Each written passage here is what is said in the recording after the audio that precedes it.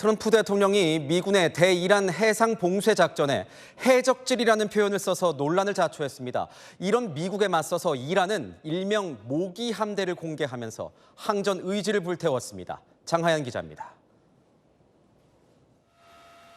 트럼프 대통령이 이란 함선 납포 작전을 해적 같았다고 표현해 논란을 자초했습니다. We then land on top of it and we took over the ship. We took over the cargo, took over the oil. We're like pirates. We're sort of like pirates. 트럼프 대통령은 선박 납포가 수익성 있는 사업이라고도 했습니다. 그러자 이란이 곧바로 반박했습니다.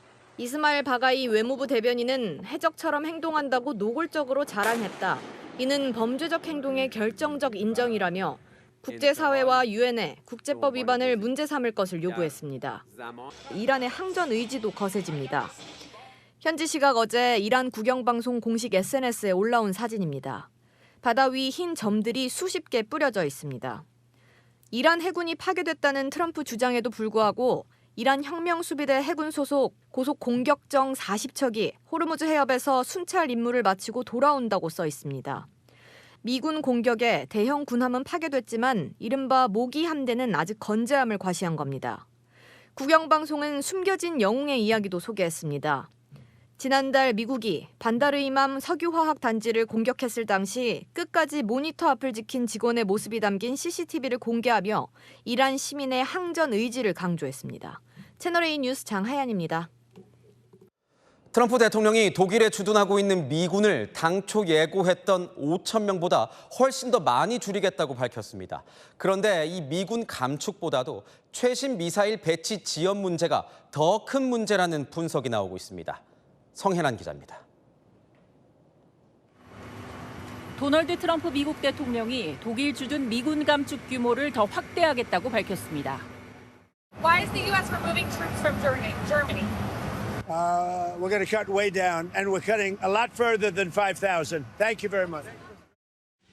미 국방부가 5천 명 철수를 공식화한 지 하루 만에 직접 추가 감축을 예고하며 압박에 나선 겁니다. 뉴욕타임스는 독일이 철수 위협을 허풍으로 치부한 것이 치명적인 계산 착오가 됐다고 꼬집었습니다. 미군 부대가 있는 독일 현지 마을은 비상이 걸렸습니다. Ich denke, das ist schlecht für die Region, ja. Weil viele Amerikaner, die lassen ja auch viel Geld hier. Und ja, ich denke, das wäre schlecht. 병력 감축보다 전략 무기의 공백이 더 치명적이라는 지적도 나옵니다. 바이든 정부에서 합의됐던 토마호크와 다크이글의 배치 계획이 뒤집히며 유럽의 러시아 겨냥 타격 능력에 구멍이 생길 수 있다는 우려입니다. 독일 정부는 일단 신중한 모습입니다. 독일 국방장관은 예상된 조치라며 유럽이 안보에 더 큰 책임을 져야 한다고 밝혔습니다. 미국 공화당 소속 상하원 군사위원장들도 비판에 나섰습니다. 유럽 주둔 미군을 성급히 줄이는 건 푸틴 러시아 대통령에게 잘못된 신호를 보낼 수 있다고 비판했습니다. 채널A 뉴스 성혜란입니다. 이란 다음은 쿠바일까요? 트럼프 대통령이 쿠바를 상대로 군사행동 가능성을 시사했습니다. 쿠바 역시 즉각 반발에 나섰습니다. 보도에 김동하 기자입니다. 현지 시각 그제 포럼 행사에 참석한 트럼프 대통령.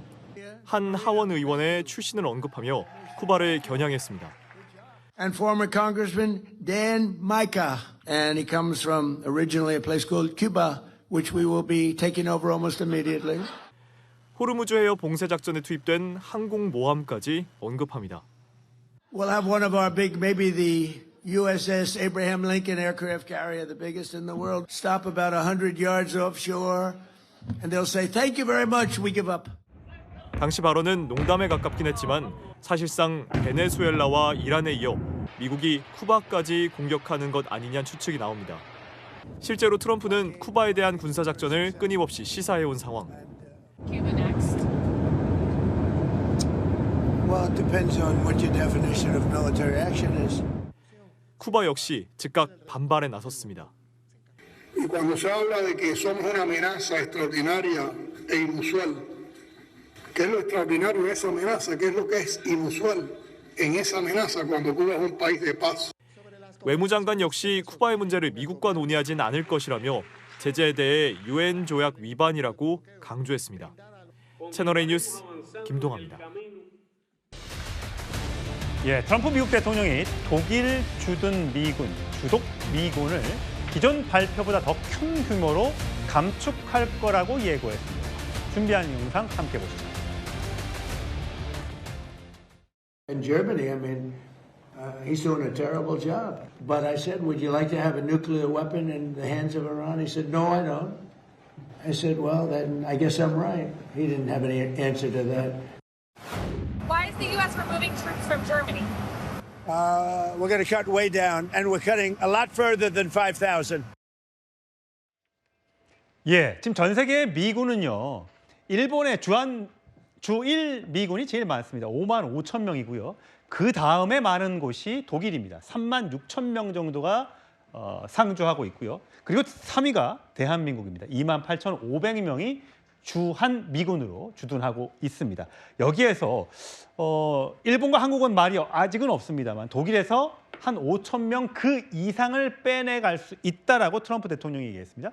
자, 이영종 센터장 보시기에는 이 트럼프 대통령의 발언, 5천 명 이상을 빼내겠다는 발언이 호르무즈 해협의 그때 기뢰를 제거해달라는 미군의 요청을 유럽 쪽이 듣지 않아서 거기에서 나온 즉흥적인 발언입니까? 아니면 준비된 원래부터 이렇게 하려고 작정했던 발언 같습니까?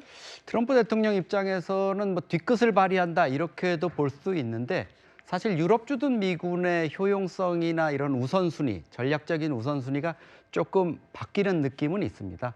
이제 중동 전쟁도 전쟁이지만 우크라이나 전쟁에 대한 어떤 대비 이런 것 때문에 유럽 주둔 미군이 그동안 좀 강조가 되어 왔는데 그러니까 그동안에는 러시아와 우크라이나 전쟁이 발발하면서 유럽에 있는 미군을 더 늘렸던 거군요. 그렇죠. 그러니까 폴란드에는 뭐 좀 집중 배치하는 부분이 있었고 그 외에도 좀 증강해온 이런 부분이 있었는데 그 부분을 이번에 좀 조정을 하겠다는 겁니다. 뭐 5천 명 이상 하겠다는 거고 과거에도 1기 때도 사실 트럼프 대통령이 주독 미군을 빼겠다 뭐 이렇게 9천 명 수준으로까지 얘기한 적이 있었는데 그때는 사실 지금처럼 이렇게 속도를 뭐 기한을 정해가지고 6개월, 1년 이렇게 정하지 않았는데 이번에는 보면은 병력 규모라든가 이런 것들 또 기간을 이렇게 명시하는 거 보면 상당히 좀 어떤 추진력을 가지고 할 것 같고요. 헤그세스 장관도 국방장관도 지금 구체적인 계획을 얘기를 하고 있기 때문에 조만간 이건 가시화될 수도 있을 것 같습니다. 그렇기 때문에 뭐 유럽 주둔 미군의 어떤 전략 틀이나 지형에 좀 변화가 있지 않나 이런 관측이 나옵니다. 예, 지금 미국 언론에서는 트럼프의 미군 철수 위협을 독일이 허세로 알고 오판을 했다. 기존 관계를 낙관하다가 경악이 됐다. 이란전 지원 요청 거부도 한 몫을 했다라는 보도가 지금 나오고 있습니다. 결국은 독일이 너무 지나치게 트럼프 대통령을 자극함으로써 오히려 국익에 해가 됐다라는 지금 보도가 나오고 있는데 하지만 또 미국 내에서 과연 이것이 맞는 것이냐 또 반론도 만만치가 않습니다. 이 푸틴의 잘못된 신호를 줄 수 있다. 병력을 완전히 철수하는 것보다 5천 명의 미군을 유럽 동부로 재배치하는 것이 미국의 이익에 부합한다라는 내용이 미국 공화당 내에서조차 그러니까 트럼프와 한 진영이라고 하는 공화당 내에서도 주독 미군을 줄이는 게 바람직하지 않다라는 얘기가 나오고 있습니다. 근데 지금 보니까요. 이 독일에 주둔하고 있는 미군을 빼내는 게 결국 주한 미군과의 어떤 관계가 있냐. 그러면 트럼프가 우리나라에 있는 주한 미군도 빼나가려고 하지 않겠느냐라는 데 대한 걱정이잖아요. 그럴 가능성이 있습니까? 사실 그 주한 미군 기지 평택에 있는 캠프 험프리스를 트럼프가 1기 출범한 2017년에 직접 방문한 적이 있었습니다. 이게 뭐 우리가 규모는 세계 세 번째지만 주한 미군의 이 기지 험프리스는 세계 최대의 가장 최근에 지어진 이 기지이거든요. 예. 그 당시에 와서 아마 트럼프가 많이 감동을 받았을 겁니다. 왜냐하면 이게 중국을 견제하기 위한 어떤 우리 서해안 쪽에 전진기지로서 자리하고 있는 이런 거를 상당히 든든하게 생각했을 텐데 트럼프도 그걸 모르지는 않을 거거든요. 주한미군의 영향력이라는 게 결국 한국, 뭐 북한을 억제하는 이런 거보다는 중국을 견제하는 쪽에 트럼프는 더 관심을 가질 거고요. 작년 경주 에이펙에서 한국의 핵추진 잠수함을 트럼프가 승인한 것도 결국 이재명 대통령이 중국의 잠수함을 우리가 견제해야 되니까 필요하다 이러니까 선뜻 흔쾌히 승인을 해준 거지 않습니까? 그만큼 트럼프 대통령은 이제 그런 점을 의식을 하기 때문에 사실 독일에서의 미군 철수 부분을 주한미군까지 빼는 쪽으로 갈 수 있느냐 이런 거는 저는 그렇게 쉽지는 않을 거라고 봅니다. 그렇군요. 네. 혹시라도 뭐 그거 아니면 어제 유럽에 대해서도 자동차 관세를 15에서 25%로 올리겠다라는 어떤 경제적인 보복 얘기도 했기 때문에 혹시 우리나라에게도 주한미군을 빼는 대신에 이렇게 지금 늘어나고 지금 1조 5천억 원이 넘어간 이 한미 방위비 분담금을 더 내라고 요구하지 않을지, 한국이 더 많이 부담해라라고 얘기하지 않을지, 여기에 대한 사실 우려도 생기고 있습니다. 자, 우리가 현명하게 대처를 해야겠죠.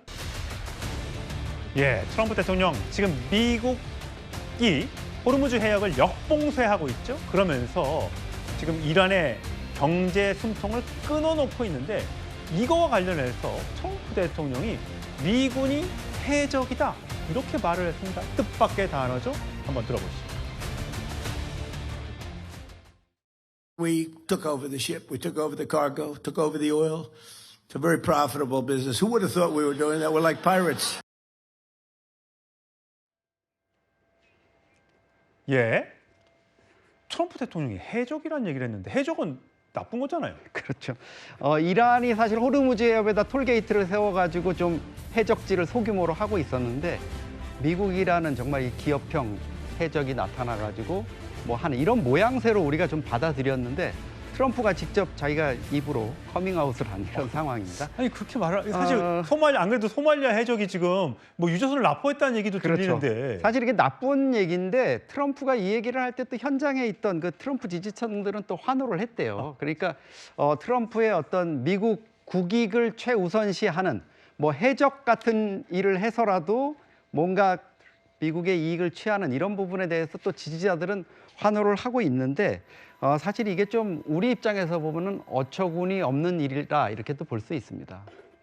말실수인 것 같은가요? 제가 보기에는 뭐 이게 말실수는 아니겠죠. 본인이 그냥 우리가 뭐 장난은 아니다 이렇게까지 얘기하면서 어느 정도 해적 같다 이렇게 얘기하는 것 자체가 사실 구도 자체는 비슷하다 이런 인식을 본인도 가지고 있다고 볼 수가 있죠.